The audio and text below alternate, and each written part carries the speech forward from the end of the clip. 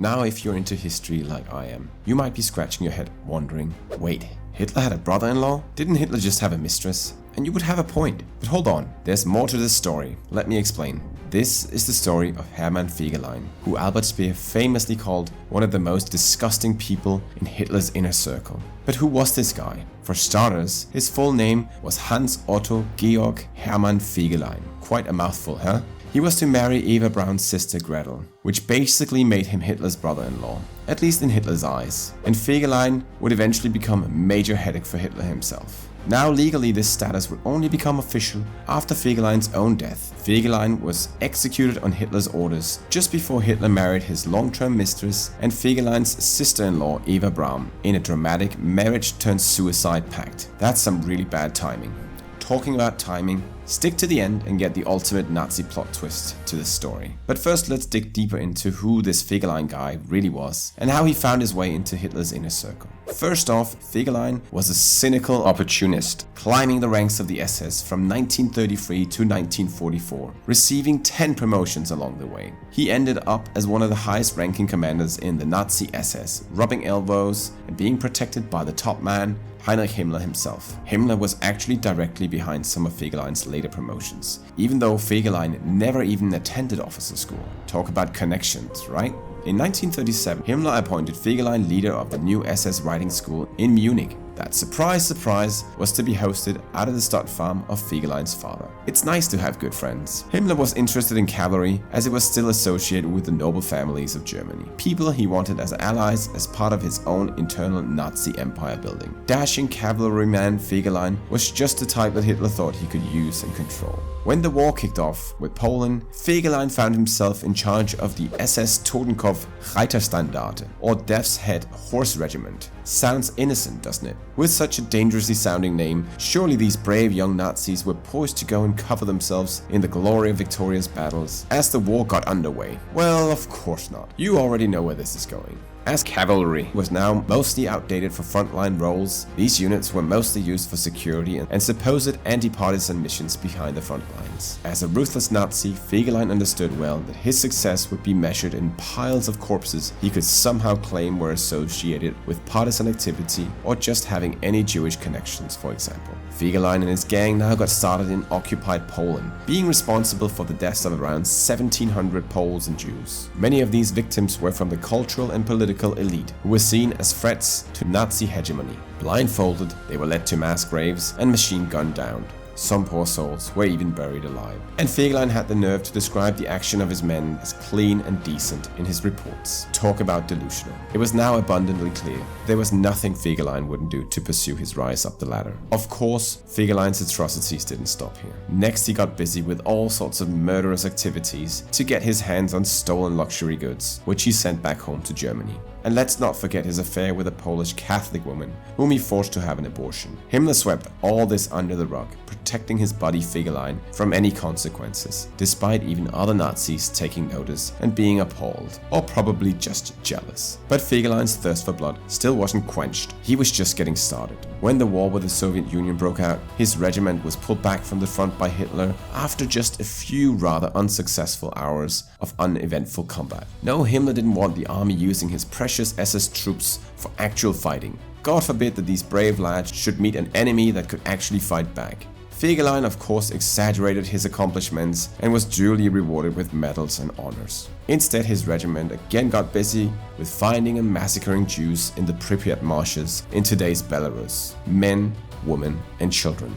They racked up a horrifying death toll, with Fegelein proudly reporting 13,788 partisan kills. Of course, most of them were unarmed civilians. Only 2 of his soldiers had died in these actions. These could even have been a typical kind of accidents that happen when thousands of young boys are running around with guns. Lying, unsurprisingly, was the least of his concerns. Honestly, the reality of this man's life and deeds are way worse than even one has imagination for. You could tell Fegelein was in over his head when in December 1941, during the battles not far from Moscow, his unit was unexpectedly thrust into action to support the overstretched German front against a Soviet counteroffensive. Despite Fegelein's attempts to impress his superiors by exaggerating his unit's combat readiness, they now suffered serious losses, with some squadrons losing up to 60% of their men in just a few weeks, much higher than other units deployed in the same area. Now, there are claims that in 1942 Fegelein did lead a few moderately successful battles in Russia. Having now seen quite a bit of action, it is possible that he had accumulated some combat experience. And Fegelein seems to have had a knack for developing whatever skill he needed to make his next cynical move. Regardless, Fegelein ended up getting himself wounded twice by snipers in Russia, and always being the man to make the most of the situation, he made the wounds work in his favor,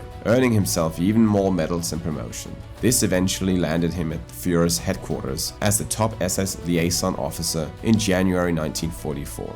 He became the new go-between guy, now rubbing elbows with Hitler himself. Now at headquarters, Fegelein was quite in with the ladies, with his dashing looks and impressive knight's cross with oak leaves and swords. But his big mouth and frankness made him enemies just as quickly as friends. He even found his way to Hitler's dinner table at the Berghof. Out of earshot of Hitler, he'd let loose his drunken admissions, confessing that he was a coward and cared only for his career and the good life. What's that saying about drunk people telling the truth? Interestingly, he had Eva Braum on his side. Rumor had it they had a thing going on at some point, but Eva ended up setting him up with her sister Gretel. This gave both Gretel and Fegelein an air of respectability and kept them close, something that suited Eva, who liked to party, dance and flirt with playboy Fegelein. Moreover, the prospect of becoming Hitler's in-law surely was of great attraction to Fegelein. The wedding between Gretel and Fegelein in June 1944 was the last mega-Nazi socialite event, with Hitler, Himmler and Bormann acting as witnesses. A 3-day celebration then commenced at Hitler's Obersalzberg mountain retreat, until it was abruptly ended by news of the Normandy landings. Fegelein, being true to himself, couldn't resist trying to seduce Hitler's secretaries, even before and during his marriage to Gretel. His many affairs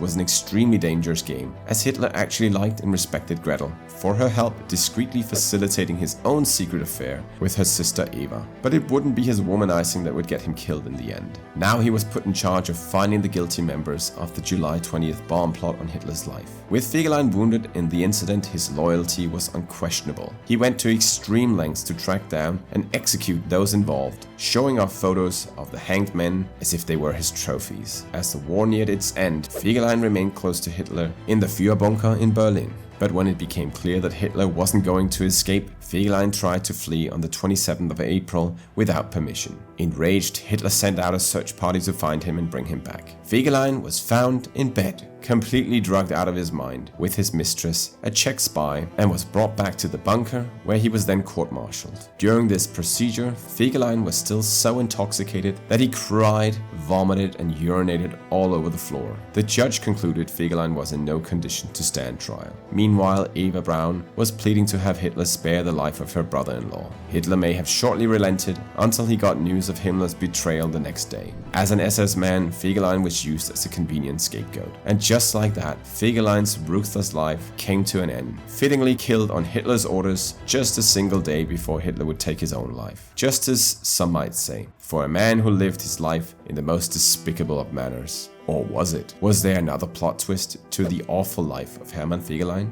Well, if you ask the Americans, at least they weren't so sure. Firstly, his body could not be found after the war, and there was therefore no positive identification. The CIA promptly opened a file and seriously considered foul play and Nazi conspiracy. Who knows? Hitler could have staged a court-martial to save the husband of his favorite Gretel. Was he then quietly shipped off to Argentina, where quite a few other Nazis would reappear after the war? No, this is quite unthinkable, as escape from Berlin in these last hours was all but impossible. Just take Himmler as an example. He had done some solid preparations with false documents and a changed appearance, but it mattered not.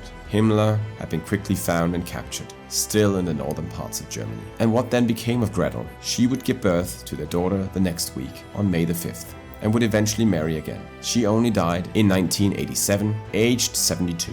Their daughter, named Eva, after her late aunt, in a sad twist, would eventually also commit suicide in 1971, aged just 25, unable to escape the shadows of her infamous parents.